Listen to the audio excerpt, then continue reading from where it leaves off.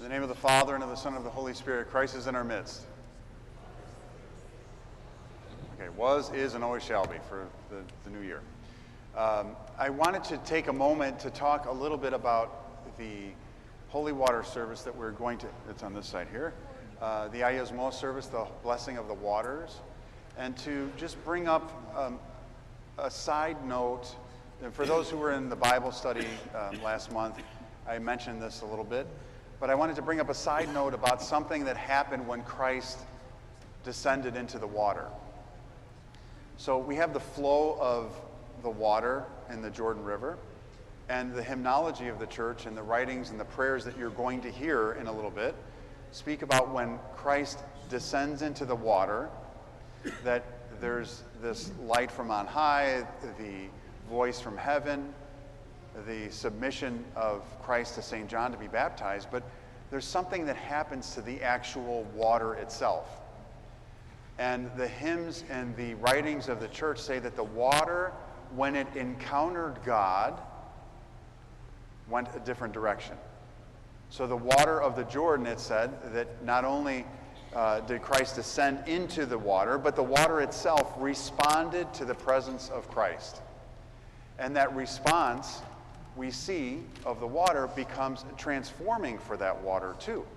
So those who went into the water after the baptism of Christ were healed of their diseases, which is why we see people, when they go to the Holy Lands, will go into the Jordan River, and they will be submersed into the water, not as a rebaptism, because we don't have that in our understanding of theology, but as a pilgrimage, as a chance to descend into the water, to remember that those waters were healing not only at the time of Christ, but also to remember too that when we are baptized, that water is for our healing as well. So it wasn't just the water at the time of Christ, but we ask for that water to be a water of sanctification, of cleansing, the lifting of bonds, of fetters, for the healing of the soul and of the body, and all these beautiful prayers that we will hear again as we bless the holy water today. But I wanted to just give you an insight to the reality of creation. We are alive, we're moving, we understand how we are, we're beings, we speak, we understand, but we think of other things as dead, as just created but not actually alive. And you have to understand that everything that God created is living. Now you might say, well, how is that? How is it living? Well, we have the marble on the columns. Is marble a living thing? Is stone a living thing? Well, for anyone who's been to a volcano, you understand a volcano is alive, right? It's a living thing that's in the earth where rock is melted and moves. It's not just a stagnant thing. We see that sandstone shifts, and we hear the plates, and we see that the mountains are the way they are. We see the valleys and all these different areas of the earth that change. The earth itself, and we're not in California, but if we were in California, you might be in church and see the chandeliers start swinging here and there and feel a little rumble. And when I was in Boston at the seminary, they said there's actually over 1,000 earthquakes in Boston a year, but they're very tiny. They're very small earthquakes, and we don't typically feel them. But the earth itself, if you go to its core, is moving, is alive. Trees, the pews that you sit in, were once living things, living creatures, if you want to call it that. Living creation of God.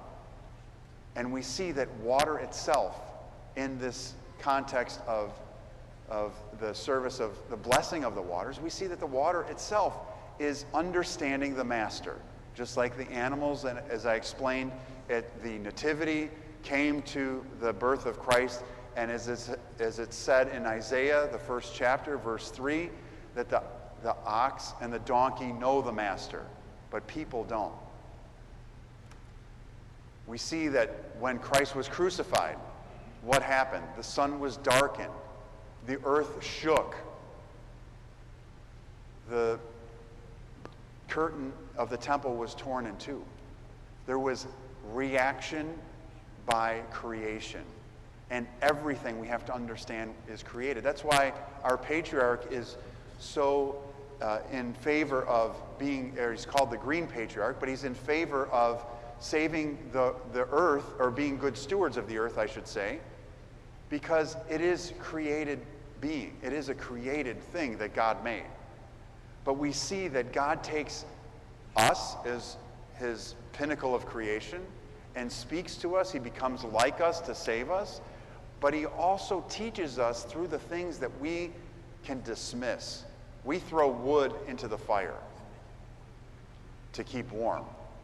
We dispose many times of things that were created for us, not only to help us and to keep us alive, but we also use them as tools. Just as the wood that you use in a fire to keep you warm or to cook your food, or the animal that was created that you ate. Wood can also be used as pews in a church, the walls of a church, or the back of an icon. So everything can be used as a tool, and Christ uses, God himself uses water as a tool to show creation, us, that this baptism of Christ is critical for us. Why is it critical for us? Because we die with Christ and we resurrect with him. That's what when we're baptized in the name of the Father, the Son, and the Holy Spirit, the Holy Trinity, we die with Christ, we resurrect with Christ. And then we receive the Holy Spirit at Chrismation.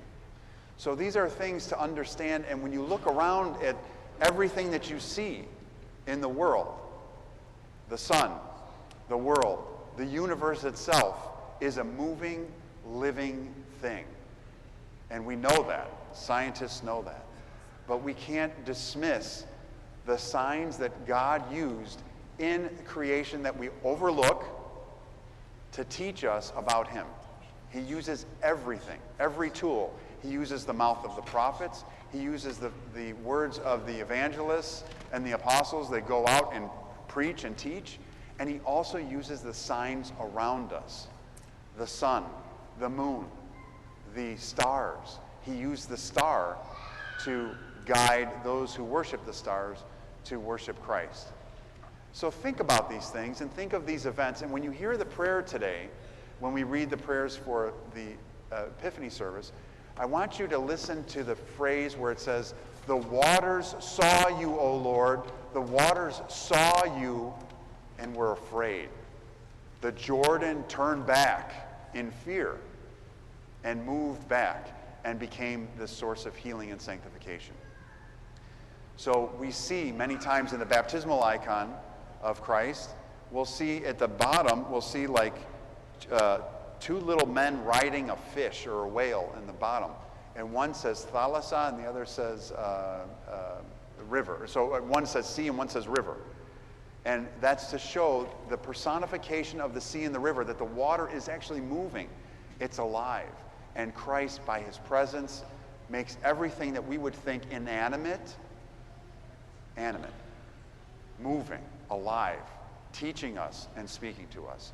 So look around and think that the tree that you sit on today goes all the way back to the first lesson that we learned, the first lesson in the book of Genesis, that Christ is, or God speaks and says, "Do not eat from the fruit of this tree." And then what does he do?